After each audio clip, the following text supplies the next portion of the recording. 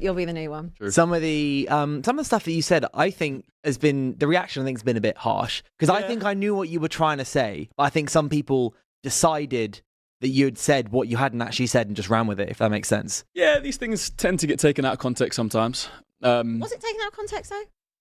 I said what I said, essentially. But I also supplemented it. I didn't just say that and then just say... Exactly. You said afterwards, you said if Arsenal best team in the world, if we don't win anything, it means nothing. Exactly. Which I think is a fair thing to say. And people just, I think, didn't really count the second half of what you said. I think the statement of Arsenal are the best team in the world is what got people's head in a bit of a frenzy. Like, I actually was more on your side, which is very odd for me. I don't know what's going on in my little pea brain at the moment, but I'm being awfully nice to Arsenal. You are. Very weird of me. You know, I could argue against it. I can completely understand the arguments. I can understand the argument for PSG, Bayern at the moment.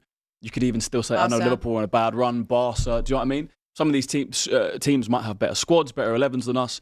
I'm just looking at what we're doing right now. Yeah. The defensive record, I think is very, very impressive. If you would have made the statement of Arsenal are the best defensive team in the world, over the last, no one would argue you can with even that. say over the last season, like last season, over the last 12 months, last 12 easily. months. I think that no one would have any rebuttal to that. But because you said Arsenal are the best team in the world right now, when you have a look at, if we want to bring stats into it, you're 19th in terms of XG and goals from open play. So that's I think where the argument comes from, because it depends how you like your football. I have no issue. That's not right. It's not right. 17th for I saw that tweeted by percentage of goals from open play. Okay. It was. And I can find it. for percentage of XG. So the percentage of our goals that have come from set pieces, we are 19th. It's not 19th for the. It actually was for your XG, goals. but I will find it. Or It was something actually Sky Sports tweeted. So you can argue. But there's still context around those stats. Okay, Like why is it that? You are. If you're Arsenal, teams come and they no. I understand what you're going to say. I get the point. You're just going to read stats. Fair enough. If you watch Arsenal, yes, right, you can see that teams play in a low block. They come to the Emirates and play for a draw and sit back. Absolutely. And it's not the same. I'm not being funny. It absolutely works to your advantage. Completely works to your advantage. What are Arsenal best at? Yeah, set pieces, set piece, and right? also I think part of it is their best creators as creators who create from set pieces. 100%. Like Declan Rice, for example, his delivery is unreal. Same with Saka as well. The argument would actually be, if you are a team, and I get it, why teams come and have a low block against Arsenal. The argument would be, actually, if you make Arsenal play, which you still can do, you're still brilliant in terms of the players and the creativity you've got. But if you make Arsenal play, rather than play into their hands a little bit by giving them the low blocks and offering set pieces up on a platter, that is where they thrive, Arsenal. Like, it just seems that no one's brave enough to try and do it. Let me just read the stats, though. But teams have. Atletico Madrid came and tried to play, especially in that second half, and they conceded 4 goals. Well, it's not that Arsenal can't do it. Leeds tried to play at one point, they conceded 5. Nottingham Forest conceded 3.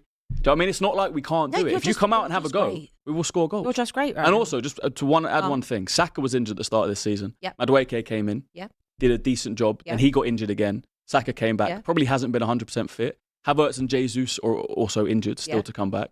Odegaard, who's our captain, one of our most influential players, also injured. So that's 4 attacking players out. Why are we not going to rely on what we're good at in terms of defence, 100%. not conceding goals and shots? Look, it makes sense. We're in a very good place. In my head, you are most likely going to win the league, right? So I'm making peace with that. We're 9 games in, but I have to start making peace with it now, so that by the time that we get to May, I'm okay. Well, I won't be okay, but yeah. So I think that people are going to criticise Arsenal's style of play, and I have also been very critical as well, especially last season when you just changed from the Arsenal that I knew, which was flair and attacking and sexy football that I've been kind of brought up on with Arsenal for a long period of time, to this very Stoke-like defensive unit, and it was a very big shift in terms of how Arsenal play. However, that is your strength. If you go on and win the league that way, everyone will just beat you over the head with saying that it's just boring. Oh, you won the league, but you were so boring to watch. Well, do you seriously did it, believe? And why would they not? Why would they not do it if that's their strength? You just made a statement there. Do you seriously believe Arsenal play like Stoke? Or are you just saying that because you see it and hear it on social media? I actually said it first last season. So you season. believe Arsenal or Stoke? Would Stoke knock out Real Madrid over 2 legs in the Champions League? No. Would Stoke beat Atletico Madrid 4-0? You're twisting what I said. But you said Stoke. Stoke like play. If I watch may. Arsenal, I think they look like Stoke. If I may. So Stoke never played against low blocks. Stoke hold on, Christian. You've asked a question. Let her answer it. If I may. Go on. last season when I made this statement, okay, I was absolutely ridiculed for it because I made it 3 games in. I said, what are Arsenal? They look like Stoke. Like, what is this whole set piece thing? What is this whole, defensive unit, like all of this? I said it 3 games in. I got absolutely crucified for it. By the time that the season was done, everyone was talking about it. Everyone was saying it. Every single person. We can run the tapes back. It was on the call-in show. It was very, very early doors, and I was roasted for it. End of the season, going into the season, everyone's talking about it. I'm not saying that you are Stoke. It was a Stoke-like style of playing, which I didn't associate with Arsenal Football Club. But the difference, what Mikel Arteta has managed to do, is everyone is singing off the same hymn sheet. So you look at every single player, even down to someone like Gyökeres, everyone's doing their defensive duties because ultimately that is probably what will win you the league. So it doesn't matter how you play. Chelsea won the league, conceding 15 goals. You're on course to beat that record. Whether or not you do, I don't know. But that is some feat to go by. Defences are not always the sexiest thing to watch in terms of winning a league. People want to see the best flowing football.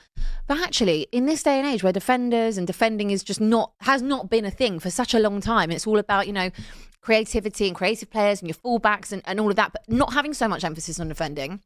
If Arsenal go and do and win the league with such a tight-knit defensive unit, then you've got to give them credit for it. Even I'm saying that.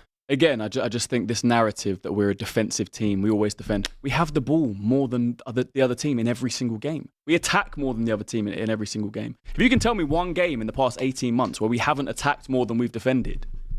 All I wanted to do was... The only thing I can think of, and I'm being biased here, was first day of the season at Old Trafford. Old Trafford. I think that is the one game where we had your number for a lot of it, but couldn't finish. United were good that day. That's probably our toughest game. That was also our best game, our best display this entire season. Very good. Even if you look at Anfield this season, the game we lost, there was a very even game. Calafiori was playing in Liverpool's half. This is not me getting on the back of Arsenal for once. I just wanted to read them just so we can all be aware. So goals, 16 goals. That's Premier League rank of 4th. Set piece goals, 9. That's first. Open play goals is 5, that's 17th. Open play XG is 7.8, which is 8th. Percentage of goals from open play, 31%, that is 20th in the Premier League rank. And percentage of XG from open play is 57%, which is 19th. What is that trying to prove? I'm just reading their attacking record to you and saying when you're talking about that you do attack, you do, but your best attribute in your attack is your set pieces. So how do you win a corner? You're attacking, right? You have to be in and around the opponent's box. Of course, but when teams are in a low block against you... I do think a lot of that as well. I'm not saying that you're bad for doing it. I'm just saying... You're trying to make a point to essentially dampen what Arsenal are doing. That's what everyone is doing. Let's be fair. I have been Abby, be fair for a sec. That is what everyone's doing. Please, I beg you, anyone who's watching this who knows that I will happily rip into Arsenal for any single tiny, teeny thing. Please go and look at my Instagram. I beg you. Please go and look at the clip I said from last week. So what is the point then? My point is Arsenal top of the league. Why does it have to change? Why does the narrative have to change to, top of the league, but maybe not just you. It's just everyone I see from everyone. If you go and win the league off of playing that way, that's fine. I've got like I said, I don't want you to win the league. Hopefully you capitulate. Can't wait. Please God. But if you go and win that way, I'm actually defending you. I'm saying fine. Credit to you. Yeah. So much is... Sorry, Dylan. Just my last point on this. So much is made of the way we play. It was never made of the way we play before. Like, I've seen us play beautiful football under Arsene Wenger and not win anything. We played beautiful football in the last couple of years under Arteta and won nothing. If we don't play beautiful football and we win something, I don't get why the narrative has to change so quickly. I think rival fans are so desperate for Arsenal not to win. We haven't won a major trophy in 21 years. If Arsenal win, it will hurt a lot more for rival fans than it will any other club. Telling me. So already what rival fans are trying to do is supplement them to feel better when Arsenal do inevitably win.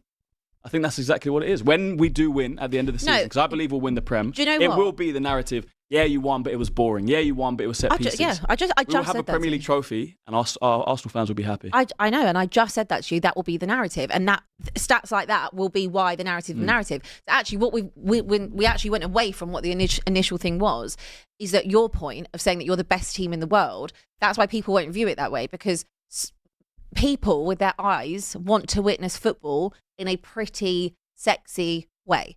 And Arsenal isn't really that a lot of the time. Yes, you are a great team defensively. Your set pieces are sublime.